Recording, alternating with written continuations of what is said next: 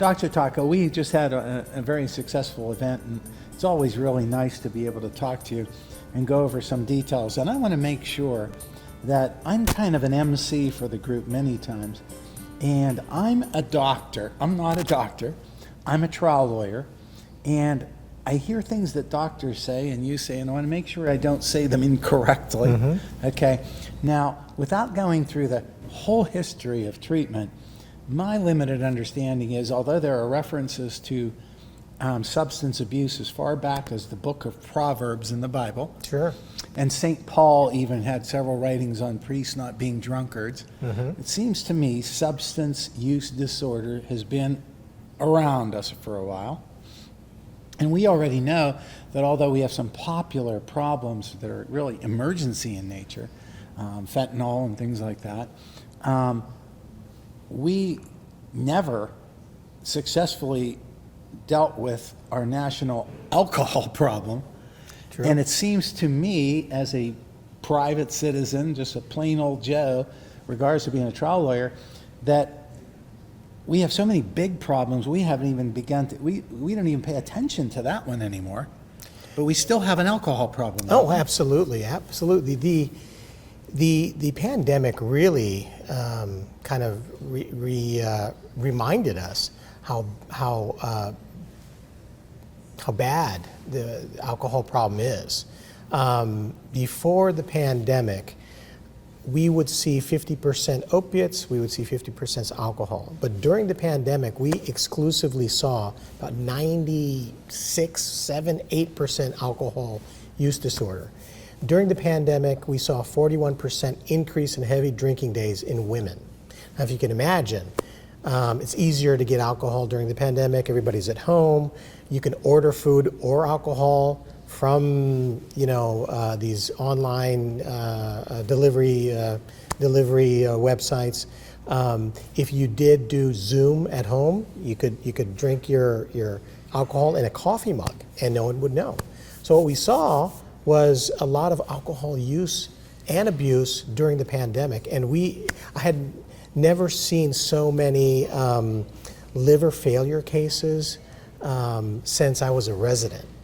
And I have to think that alcohol is accepted, is accessible, and we saw lots, and we are still seeing lots of poor outcome with heavy drinking. And so, to my point, not only do you apparently agree that we have not even begun to look at the alcohol problem, it has increased. Absolutely, yes. So there's two things going on. And again, it's probably the social acceptability to it and whatnot. So we now know, in terms of demographics, that there are a lot of people who need help for alcohol. Before the pandemic, after the pandemic, even more now. Okay. So, and that's one of my frustrations of being the outsider. I'm not a doctor or whatever. One of my frustrations is it seems like we're so intent on finding that cure everybody thing that we're not paying attention to, let's cure as many as we can. I say all the time that we might not have all the answers, but the answers we do have, we should be using them. You're right, Angelo. I think not only alcohol use disorder, but the spectrum of addictive disorders, we're kind of lagging behind in implementing treatment or actually offering treatment to people who are struggling with a variety of dependencies. Alcohol being no different. Stigma still is a big problem, how we think, how we can help people struggling with dependencies. 20, 30 years ago, no one cared about somebody who was going through withdrawal. They thought that they deserved it, or they would just sit them in the corner of the ER, or give them a pamphlet of community resources. But it can be very dangerous and actually deadly if you leave a person untreated, medically untreated, if somebody's going through alcohol withdrawal. And the failure of the medical field is we've had for decades effective medications that treat either the symptoms of withdrawal or the actual cravings of alcohol use disorder. And we've failed in providing these therapies the way we would provide therapies for high blood pressure, diabetes, and we're trying to change the narrative. We're trying to put these side by side with other chronic medical conditions that can lead to an early death.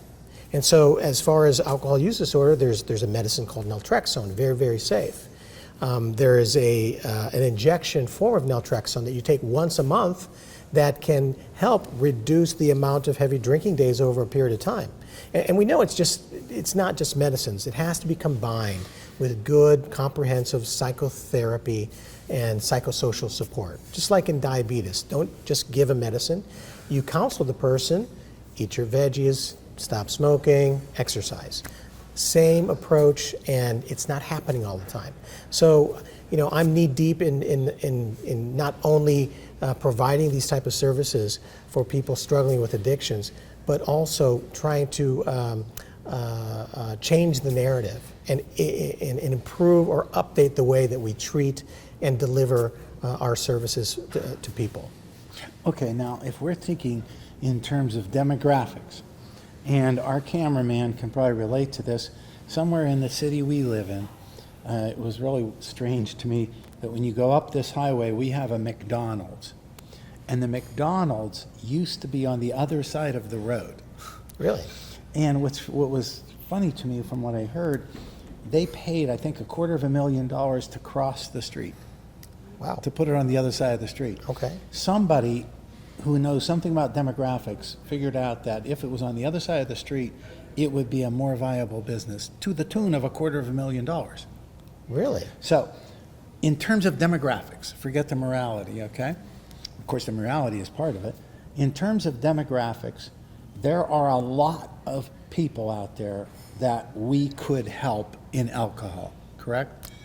Yeah, absolutely. So to be infatuated with something that's, as soon as we find out a cure for everybody, we'll get right on it, is neglecting a huge demographic in terms of plain old math. Right. Okay, so we're going to leave that almost. One thing about alcohol, though, it has a different detox, does it not? True. So could you tell us how, generally speaking, assuming qualifications, and everything we're doing in this video is to assume that you have the right motivated patient, not something that's going to work for everybody. But if you have the right motivated patient, and you and I spend many hours talking about how in the legal community we find a lot there. If you have the right motivated patient, what would you share with us? How would you detox somebody from alcohol? Alcohol. So the standard care approach for treating somebody showing signs of withdrawal from alcohol come from a group of medicines called benzodiazepines, which have their own kind of interesting story. But benzodiazepines is a standard care for preventing seizures from alcohol withdrawal. So you hear things like diazepam or lorazepam or Librium. These are the type of medications you would give instead of alcohol. Now, it has to be under a supervised setting, because if you mix alcohol with these benzodiazepines, you have the risk of oversedation, respiratory depression, and actually death. So you have to get these type of medications from a specialist. Not only that, it has to be in the right setting. You just can't give somebody these medications and out the door and see you in a month. You got to make sure that there's going to be support at home and they understand the instructions. If we think that the risk is too high and they've had seizures before and this medicine can't be done as an outpatient, we would refer them directly to the emergency room, which I have done because of that high risk. So now I want to make sure I heard the right medication. Diazepam, and what was the other one? Well, there's a series, anything that ends with a PAM. Lorazepam, clonazepam, diazepam, these come from a set of medications, a class of medications called benzodiazepines. Okay, now, my understanding was, once upon a time I heard, incorrectly I'm sure, that a benzodiazepine is also referred to as a Benny? Amongst other things, yeah. Okay, so it can be a bad thing, can it? It can be misused, it could be abused. Is it a and- narcotic? Yes, it is. Okay. Yeah. So I want to make sure that we let our viewers know that, all the more reason why it has to be a very skilled, Yep. hands-on doctor dealing with something like that. So, but that's kind of like your standard detox for alcohol. Correct.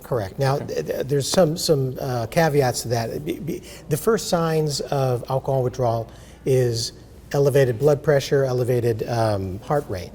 When some people go to the hospital and show these symptoms, the mistake a lot of doctors do is they just give them high blood pressure medications that reduce the blood pressure and the heart rate. Actually, they're still at risk for a seizure because they're not getting the proper medications. So it has to be really somebody who knows what they're doing in this situation. Are there cases, significant numbers of cases, where you don't need to medicate for the alcohol detox? Yeah, certainly. Sometimes a strategy would be reduce the amount over time if they can do that. That's very difficult. Or if the blood pressure is just mildly elevated, sometimes we just don't know when we're stepping in the course of the withdrawal. If somebody comes in to the clinic and asks for a detox, their blood pressure is a little elevated, you can go home and take a few days of this, but we really don't know if their last drink was like right before they came in, and then at like 8 p.m. they're going to be in full withdrawals. Now, again, borrowing upon the customers that I have more access to, if a person's been in jail for a week or two, then we clearly don't have a detox problem. Probably you're out of that window already. Okay. All the bad stuff would have been witnessed in Hopefully the first dealt with by the first 3 to 5 days. Okay, so now leaving alcohol behind, okay, and we know, going back to my proverbs again, in education we call that the bell-shaped curve. When I stood at the door as a public educator, and we had a high school with 3,800 students in it, and our junior highs were about the same, and I would stand there as a football coach and watch the kids come in the front door looking for the big guys. The entire population came through there. Generally speaking, they say that it can range from 2% being special needs, students' academic ability, to 2% being intellectually gifted. Now, between those 2 points, we have the big bell, which is the middle. Okay. So that's kind of like your average statistical picture of a random group of people. Correct. So if we take a random group of people, and we know that some treatment strategies are no medicine at all, talk therapy at all, Book of Proverbs and how it went through the years, we like to refer to the most motivated patient. And is there a reasonable strategy on what we would call total abstinence for a patient as a goal? I think that's a lot of people have that strong desire to be completely abstinent. Are we talking about opiates? Yeah, opiates? Yeah, Okay. I'm sorry, we left alcohol behind. We're talking about narcotics now. Totally abstinent, meaning that no, they're an agonist, I guess. And I'm going to let you're the doctor. Right. So that's a good point. There's a lot of people that, let's back up. There are three major strategies of treatment for people who are dependent on opiates. And I'm going to interrupt only because the three you're about to talk about are all in the medicine-assisted family. Correct. Okay. Correct. Two of them are what we call agonists, which means we are replacing one illicit opiate with an opiate we can control, get it from the doctor or get it from a clinic. Those two medicines are buprenorphine and methadone, okay? And the third choice would be naltrexone products. So naltrexone comes in a pill and also comes in a once-a-month injection. They all work. They work better than nothing at all, that's for sure. And my job is to find the perfect fit for that perfect patient. A lot of people may need an agonist therapy at that moment because they don't have a job, they don't have a family, they're probably, they're from whatever's happened during their addiction, they become marginalized or disenfranchised, okay? They need to put the fire out, and perhaps methadone or buprenorphine can achieve that. There's some issues with that, but it can be a lifesaver for millions of people.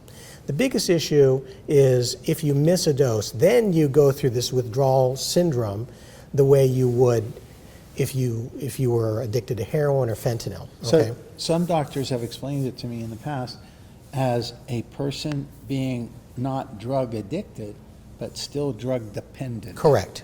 So if they're no longer taking illicit drugs, but they're still dependent Absolutely. on that Yeah. narcotic, Yeah. which is Yeah. less. Right. Okay. And that's an important definition, because people who have addiction, they have all these bad behaviors tailing behind it. Now, if you are dependent on a medicine that's like an opioid, those behaviors may improve. Okay, the stealing, the lying, and cheating may improve, but your brain is still dependent. So it's very important to understand that concept, because a lot of people don't know, jumping into that they may go through withdrawal. So in people who have a very strong desire to be, as you said, completely opiate free, the naltrexone and the Vivitrol options are probably most ideal. The issue is you have to be completely free of opiates. And the reason being is if you introduce the antagonist, which is naltrexone or Vivitrol, before you're opiate free, then you go through a precipitated withdrawal. So out of the three choices, the two agonists are very easy to implement. You don't have to be completely, you can start treatment right away. You don't have to be completely detoxed.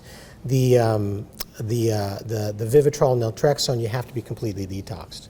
A lot of people, will argue back and forth. Buprenorphine or Suboxone is way better than Vivitrol, and some people would say Vivitrol is way better than Suboxone. I mean, they've got their pros and cons, but at the end of the day, if you look at them side by side, there was a important research study that was published called the XBOT study. They concluded that both of them work. The problem was that they discovered that it was harder to get onto Vivitrol, which is a real world problem. Now, we've developed a strategy that Can I interrupt you there? Yeah, so sure. We don't go there yet? Sure. Okay, and that's exactly where we're going. Okay, I don't want to take your train of thought away. But just to clean up a few details here, the person who wants to be totally abstinent, that's no agonist, and they're going to be using something that is not a narcotic, the naltrexone, in one of those forms. And there is another form too, the implant. Right? Correct. So naltrexone has the pill, the implant, and the monthly injection. Correct. Otherwise called Vivitrol. Right. The implant still is not approved yet, but it's out It's there. accepted off-label, I guess that's what we would say, Right, right? right. Because I know there's companies in Virginia who Right. do it. Okay. So having said that, and we have people who genuinely, all by themselves, say, I don't want to have an agonist because I know I'm still dependent. I want to be totally abstinent. There are people out there who say that and who want to do that, right? Correct. Now, I'm going to take you to the legal community. Okay, and I stand in front of judges, like the one we just heard here, and while I'm talking, he's got a district attorney over there yelling that, Your Honor, you're being weak on crime, this guy needs to go to jail, and I'm telling the judge he shouldn't go to jail.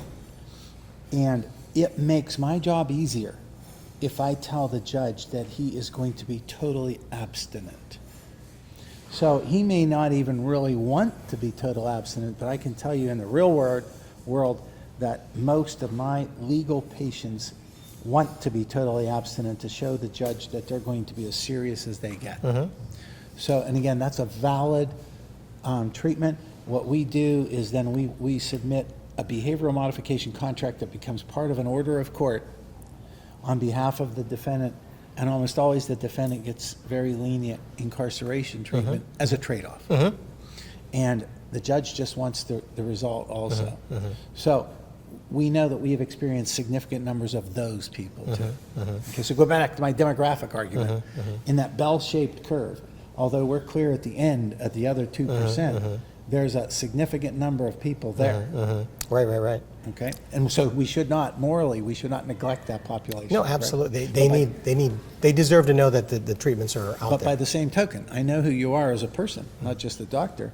And I know anybody that comes walking in the door from the other side of the bell, you're certainly going to treat them however you have to treat them. Absolutely, yes. So we need to be able to treat anywhere along the spectrum, even though we may say that the ultimate goal is to get you totally abstinent. You may never get there, Correct. but that is a good, worthy goal.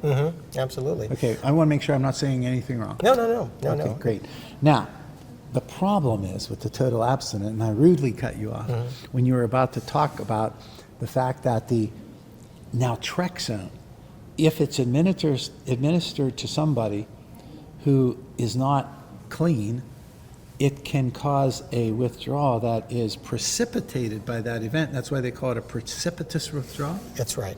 Okay, and that's where I interrupted you. Okay. Now, before I turn the floor over to you again, though, another straggling detail. Alcohol's not like that. You No. don't have to be clean off of alcohol, so you don't have the precipitous withdrawal no. problem in alcohol. No. So You can introduce naltrexone or Before they're Vivitrol. completely detoxed. The important thing is when you're treating with alcohol, you have to first assess their need for detox because that can kill you. The blood pressure issue. Yeah. That could lead to a seizure and death. And only a qualified doctor, not an attorney or anybody else who's an amateur discussing this, should deal with that issue. Yeah. So anyway, go ahead. It does make sense in the legal community where somebody is already detoxed and they're in front of a judge, that perhaps Vivitrol may be an ideal therapy because, and of course, there are three options out there, and if that same person that you're defending is agreeable to any of those three, probably the one that's a non-narcotic would be, I believe personally, ideal because you're reintroducing an opioid to the other, and you're what they call retoxing them. You're getting them dependent. But again, with that being said, it has to be individualized. Some people may have a reaction to Vivitrol, and some people may report that they did great on methadone. So, but I do feel in your situation, that setting, it would be very reasonable to have somebody consider Vivitrol because they're already detoxed. Right. And the issue with getting people onto Vivitrol is that detox hurdle. Right. And that's why a lot of times it's easier to get on those buprenorphine or methadone products because they don't want to, there's not a lot of, honestly, doctors sometimes don't know how to do it, and it's just easier just to put it in and we'll put the fire out, and then we'll talk about the detox later. But if you have the staff, the skill, the talent, and the willingness to detoxify this patient, Vivitrol might be the best one for that person because it's very hard to get to that point. You can do that with medications. I mean, we've been using it for years, several different type of comfort medications. But again, it's fussy. They have their own side effects, usually tranquility and sedation. And I was going to talk about, we develop a strategy that makes this hurdle onto Vivitrol a little bit more comfortable. And so about 10 years ago, we developed a device that... And again, you use the word strategy, but now we're talking about a device with the strategy. That's right. Right? A thing. Yeah, this little Okay. thingy that we developed. We discovered that it could reduce immediately the symptoms associated with opiate withdrawal. The pain, the nausea, the anxiety. Otherwise called a... Well, the part of a COW scale, the clinical opiate withdrawal scale. That's why I wanted to get that in the video. Here. Yeah. Okay. And so we can determine how bad or how intense the person is going through opiate withdrawal by using this scale. And it's a bunch of numbers and you score them. And this device sends gentle, low frequency electricity to a particular set of cranial nerves here that's located on the side of the face and in the ear, but just enough to gain access to the pain circuitry in your spine and your brain. and we found out that it can reduce the symptoms or reduce the score quite quickly. And so we did that for several years, and we reported our results. We got it published in the American Journal of Drug and Alcohol. FDA quickly cleared it for that space. It was the very first thing that was actually cleared for opiate withdrawal, even before medications.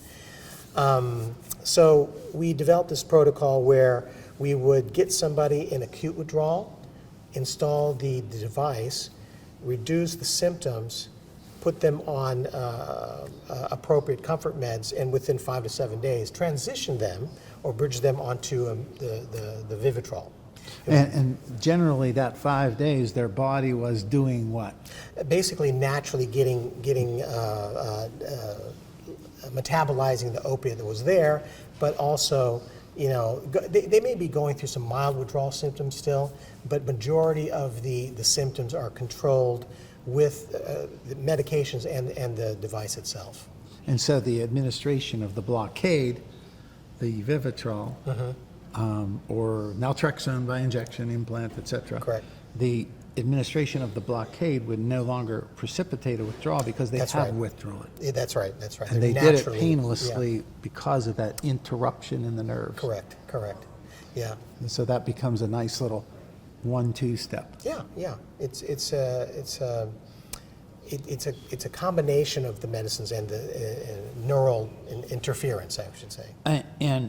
And one of the things that we have had, I talk about this out there, when you're in a courtroom and you have a district attorney over there debating with you every single point, it has a chilling effect because you're going to be on battle that day in court. But it also has a positive effect of getting your product or your idea to get better, and get better and get better. And one of the things we were hearing was that it's too bad, Mr. Pepa, that you brought this to our attention now.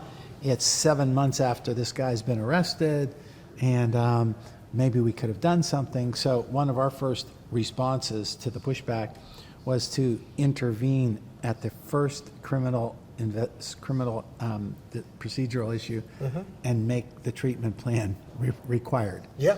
That did two things. That got the person detoxed, got the person blockaded, got the person totally abstinent in the beginning. And when we show up in front of the judge, which will be months later, I can prove that he's responded. And the second thing it does, obviously, is he was willing to do it back then, where had I waited until I had to go to the judge 3 months later, God only knows what partying he would have been doing or whatever. So that was an example of one of our first responses. And then the other response was to create a document that would show the judge that you're leaving here on July 13th, 2023, and you're still going to be taking your appointments and still going to be doing your injections according to your doctor after you left here. So that required us to do two things: get a document and to have a document that is enforceable. There's some things in there that it's hard to, as attorneys, to come up with the language. So many times the doctor would merely send us an attachment of what the treatment strategy was, and it would be incorporated into the probationary order. So now it made it early intervention, non-narcotic, and enforceable over a significant period of time. We had some safety issues in there, like maybe you don't like your attorney or your doctor, and you could change that, but you have to petition the court to change your doctor or lawyer, and the court's a little bit of supervision there. So having said that, again, let's go back to our demographical analysis here. If you wanted to go to XYZ University to be a taxidermist, and XYZ University doesn't offer taxidermy, you can't go there. Now, we know that your facility, though, does offer this as one of your strategies, correct? So, and that to me is like where we have been criticized sometimes, and I want to make sure it's inaccurately, though. We welcome all treatments all treatment strategies, whatever the doctor Right. says, not us as lawyers. But we just want to make sure that people know that you have a taxidermy program. Yes, we do. Because there's some people who just don't go there. Yeah, right, You know. right. So this is a program that actually Yeah. does apply to the highest possible success of an addict and alcoholic. And it seems to me it's always been my experience that there needs to be a lot of counseling afterward, after the blockade. Absolutely, yeah. And not just any counseling. Right. We know we could go online and see thousands of addiction counselors, but it needs to be somebody who's up to speed probably on this medicine-assisted strategy. Yeah, and there's a style that we do. It's called cognitive behavioral therapy, but there's also elements of motivational interviewing, which is specific to addictive disorders. People struggle with the type of person, the behaviors of the addiction, and I tell my staff, don't be surprised at the behaviors because this is part of the definition of addiction. Okay, it's the lack of responsibility, the stealing, the lying, cheating. That is part of the definition. Not only is the craving, withdrawal, intolerance, the biological components that need to be there, but it's the trailing behaviors. And people may be coming in and relapsing, but if they come in, you celebrate that because they could have turned around and just walked away. And you don't know how hard it is for people who are struggling to walk up those stairs, to open the door and wait in your lobby so we can hear that they're still struggling. So when that happens, I have to remind my staff, meet them where they're at. And if there's something that you celebrate that they made it. Because if we call them a loser or a failure, they're not going to come back, and we've lost the opportunity to treat them. So we want them to come in as much as they can, because if they come in, there's hope, and there's a chance still. And then we had Dr. Torres talking, and he's talking about a curriculum that takes us one step further away from your extended care, where you're in extended mentoring probably would be a way to do it. And he's going to teach people, in fact, past these dyslexic issues we've identified, and how to get a job, how to keep a job, and how to become a producer again. And again, it's a comprehensive long-term plan, and it seems like it needs all types of collaboration from different experts. Absolutely, and we have to have a different narrative when treating these people struggling. It sounds like there has to be a focus on giving them back the dignity, even if it's just like, let's start giving you reading lessons, or let's treat that depression. These people have been pounded into the ground forever, from the families, from the justice system, from friends. Sometimes it makes sense to them to drink because life sucks for them. But this post-treatment training can help them get that dignity back, and so they can survive in a world that they deserve to live in. And we know that you're a psychiatrist too. So do you believe that helps you be a better addiction physician? Oh, absolutely, yeah, And absolutely. again, it's always like it's serving it up for you to tell us why it helps you, which brings us to another issue. Yeah, so I'm primarily a psychiatrist.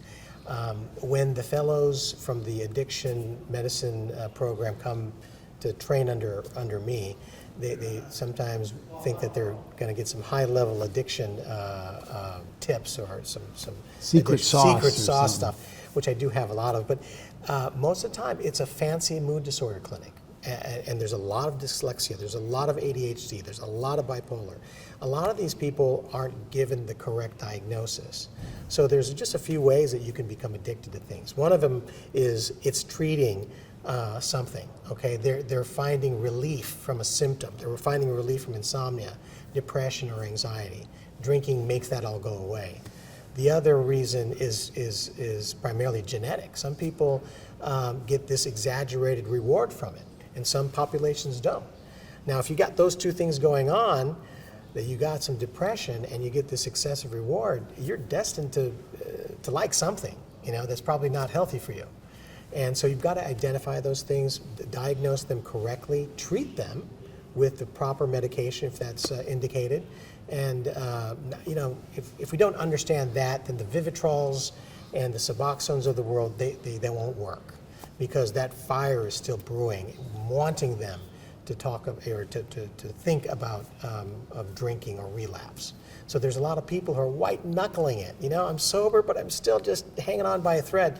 A lot of times it's because they're still anxious, they're still depressed, their moods are up and down, their trauma hasn't been addressed. So it has to be comprehensive, absolutely. And having said that, I really was like a good prosecutor. I hang on words sometimes. I hear a word and I want to go there. And you indicated that some of the guys studying under you.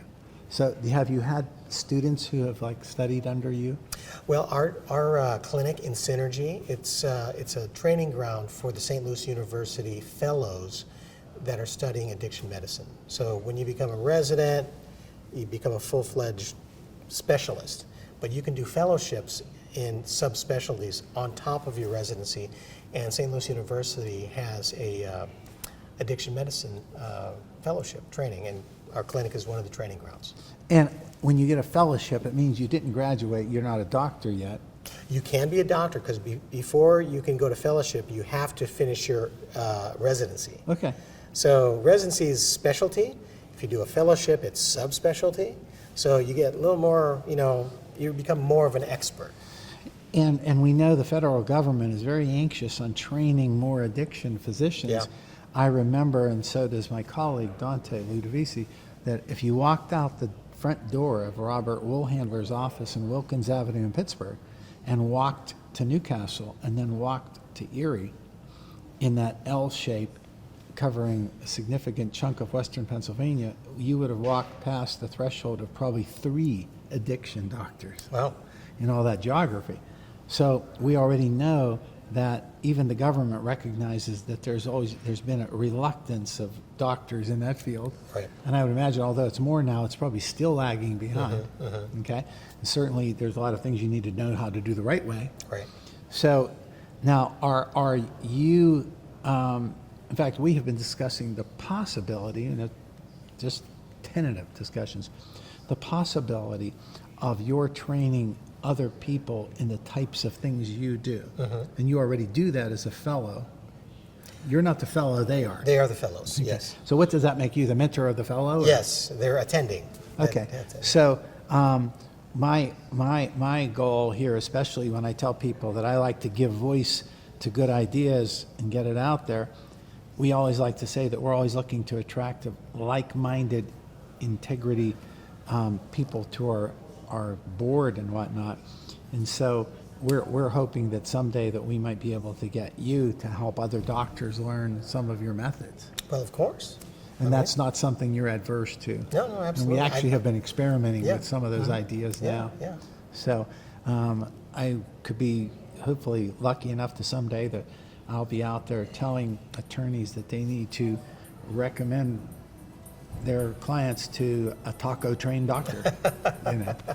So Well, hopefully. I mean, it's an approach that, you know, should be considered. It's not something that's unusual, but it's just, you just need, you know, the skill and talent. And a lot of doctors can pull it off.